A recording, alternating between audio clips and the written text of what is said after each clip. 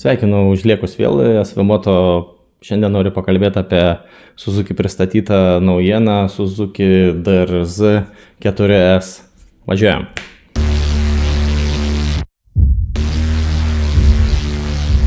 You ready? Let's go!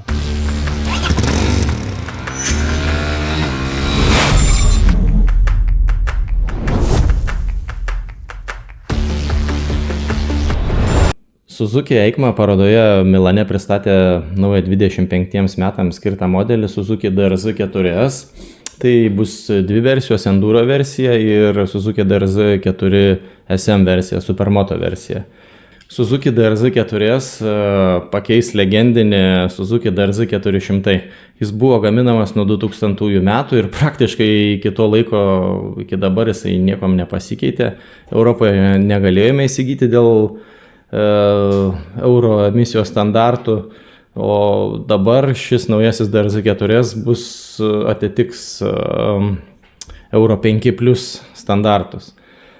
Didžiausias pokytis tai yra, kad bus gaminama su įpurškimo sistema, pakeis buvusį karburatorių, tai įsivaizduojat, naujiena čia skaitosi.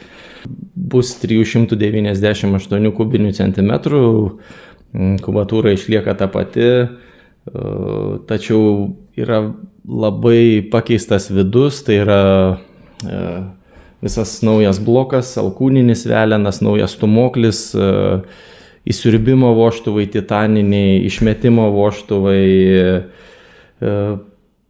bet jis dar turi likusią 5 pavarų greičių dėžę. Tai taip atrodo, tai kodėl negalėjo padaryti 6 pavarų? Mano nuomonė yra dėl to, kad senasis DRZ 400 turėjo 39 arklio galės, o naujesnis yra net silpnesnis dėl emisijos standartų 37,5. Tai kaip ir daug kas ten skaitinėjau, atsiliepia, kad reikėjo sugalvoti 6 pavarų greičių dėžę ten ir padaryti ir taip toliau, bet su tokiais arkliais ta 6 pavara praktiškai nereikalinga, ten neturės sveikatos toksai motociklas tempti, čia ne koks KTM-as, Husky's arba Ducatis. Yra visiškai naujas rėmas, metalinis rėmas, galinė šakė yra aliuminė. DRZ 4S bus Enduro versija, tai bus priekinis ratas 21 colio, galinis 18, o jeigu pasirinksit DRZ 4 SM versiją, tai abu priekinis ir galinis ratai bus 17 colių. Kalbant apie pakabą, tai bus Kayaba amortizatoriai, pilnai reguliuojami, priekiniai ir galiniai. Stabdžiai priekyje 270 mm, gale 240 mm.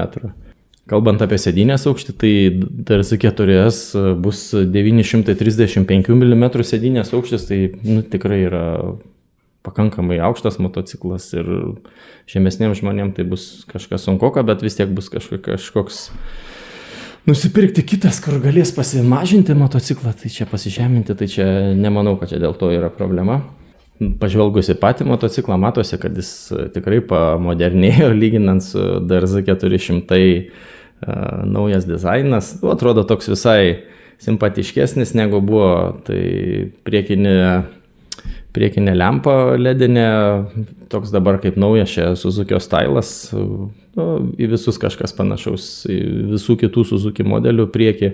Iš elektronikos tai Suzuki įdėjo sukibimo kontrolę, yra 3 važiavimo režimai A, B ir C, A bus stipriausia versija, bet kaip tokios galios motociklui, tai čia labai keista, kas norės važiuoti ten su silpniausiais kilovatais ir sukibimo kontrolė, gal reikalinga. Abiem yra ABS stabdžių sistema. Enduro versijai galės išjungti priekį ir galą, o Supermoto versijai galima bus tik išjungti galinį ABS. Kalbant apie prietaisų skydelį, tai netrodo toks modernus, šiuolaikiškas, bet ir šiaip žiūrint į motociklą, manau, kad jisai turėtų tikrai taip kaip atrodo, tiek kiek galios turėtų pakankamai būti nebrangus, nes jeigu jisai ten kainuos apie kokius 8000 eurų, tai turėtų, man atrodo, toksai motociklas sunkiai parsiduoti. Pasirodys kažkur apie gegužės mėnesį, jau jį bus galima įsigyti. 151 kg svers enduro klasės modsas, o 154 supermoto. Tai čia greičiausiai dėl padangų ir atlankių tas svoris 3 kg prisidėjo. Abu turės 8,7 litro degalų baką. Nu, bakas tikrai nedidelis, dar supermoto ten kažkur kokioj trasoj kartingo ar mieste pakvailiuoti, tai na, užteks, sakykime, bet jeigu enduro kokia didesnė kelionė, tai jau turėsi kažkokį tai kanistrą vežiotis, nes pakankamai sutikit degalų bakas mažas 8,7, tai čia kokiom pelkiam ir kalnais, tai nieko čia daug ir nenulėksi. Na, jei tau patiko, paspausk laiką, užprenumeruok ir iki.